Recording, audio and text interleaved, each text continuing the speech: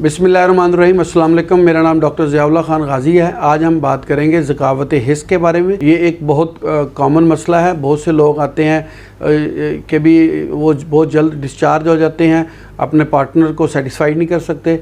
तो इसके बारे में कोई आप हमें बताएं। तो ज़कावत हिस्स जो है बेसिकली ये जलक के जो मरीज़ होते हैं, जिन्होंने बहुत ज़्यादा जलक वगैरह किया होता है या मुशजनी वगैरह की होती है, उसकी वजह से ये जो पट्ठे हैं वो बहुत ज़्यादा सेंसिटिव हो जाते हैं, उनके अंदर हिस्स जो बढ़ जाती है।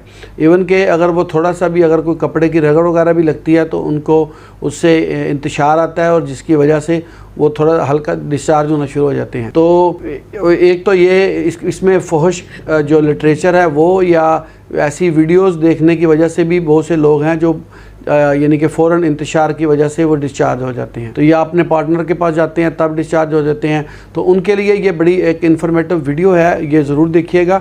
तो उनके लिए ये है कि आज मैं इस वीडियो के अंदर ना सिर्फ उनको ग़िज़ाई परहेज़ बल्कि इसके साथ साथ होम्योपैथिक के अंदर वो अद्वियात भी यहाँ पे उनके साथ उनको बताऊँगा, जिनसे यकीनन उनको बहुत ज़्यादा फ़ायदा होगा।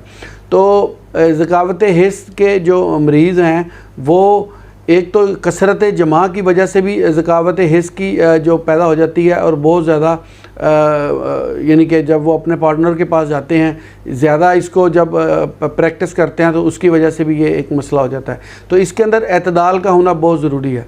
दूसरा जो इसकी कॉजेज़ के अंदर आ जाता है वो है आपके जहन के अंदर हर वक्त इंतशार रहना, और हर वक्त यानी कि इस किस्म के ख़यालात का आना भी आपको ज़कावत हिस्स का मरीज़ बना देता है। अच्छा, तीसरी जो इसके अंदर वो कॉज़ है वो है आपके कॉन्स्टिपेशन, यानी कि कब्ज़ वगैरह की अगर कैफियत रहती है और आपका स्टमक सही तरीके से साफ़ नहीं होता, स्टूल सही नहीं आता, तो उसकी वजह से भी आप ज़कावत हिस्स के मरीज़ बन जाते हैं। अब इन चीज़ों का अगर सही तरीके से ख्याल रखा जाए, साफ़ सुथरी ग़िज़ा इस्तेमाल की जाए, पानी की मिकदार प्रॉपर ली जाए ताकि डिहाइड्रेशन ना हो, और इसके साथ साथ आपको फल सब्ज़ियाँ वगैरह का इस्तेमाल करें, वर्जिश करें, तो यकीनन इन चीज़ों के इस्तेमाल करने से ज़कावत हिस्स के अंदर काफ़ी हद तक कमी लाई जा सकती है। अच्छा, ये जब आपका स्टूल सही तरीके से साफ़ हो जाता है, बहुत से मरीज़ ऐसे भी आते हैं, कहते हैं जी हमने ऐसी मुकव्वी दवाइयाँ इस्तेमाल की हैं, लेकिन बजाय इसके कि उसके फ़ायदा होने के हमें मज़ीद यानी कि ज़कावत हिस्स की तरफ चले गए हैं, बहुत जल्दी यानी कि डिस्चार्ज हो जाते हैं।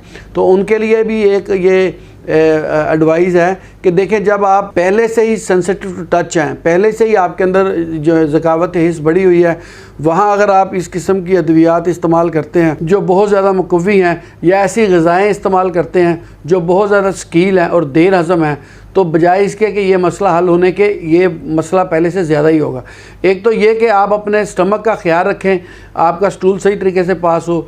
दूसरा, कोई ऐसी मुकव्वी अद्वियात इस्तेमाल ना करें, बल्कि इसके अंदर जो ये दवाई मैं आपको होम्योपैथिक के अंदर बताऊंगा वो इस्तेमाल करें, ताकि पहले जो पट्ठों की कमज़ोरी है, बेहिस्सी है, वो ठीक हो, फिर आप प्रॉपर इसके इलाज की तरफ आएँ।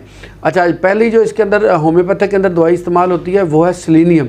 सेलेनियम 200 के अंदर इस्तेमाल करनी चाहिए। अगर रोज़ाना इसके 2 कतरे या पानी में 5 से 6 कतरे आप 1 घूंट पानी में इस्तेमाल करते हैं, तो कुछ ही अर्सा इस्तेमाल करने से ज़कावत हिस्स के मरीज़ों को बहुत फ़ायदा होता है। और जो दूसरी इसके अंदर दवाई है वो है फास्फोरस। फास्फोरस भी 200 के अंदर ही लेनी चाहिए। फास्फोरस को 200 के अंदर अगर आप इस्तेमाल करते हैं तो ज़कावत हिस्स के मरीज़ों के लिए ये बेहद अच्छी दवाई है। और तीसरी जो इसके अंदर होम्योपैथिक के अंदर दवाई इस्तेमाल होती है वो है अनाकार्डियम। अनाकार्डियम को भी 200 के अंदर आपने डेली सिर्फ एक ही डोज लेनी है।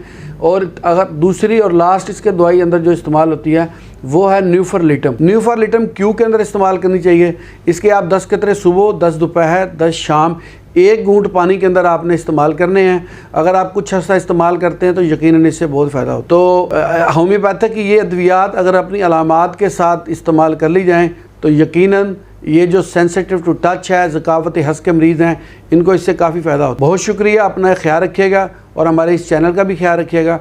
इस तरह की इन्फॉर्मेटिव वीडियो आपको मिलती रहेंगी। अल्लाह हाफ़िज़।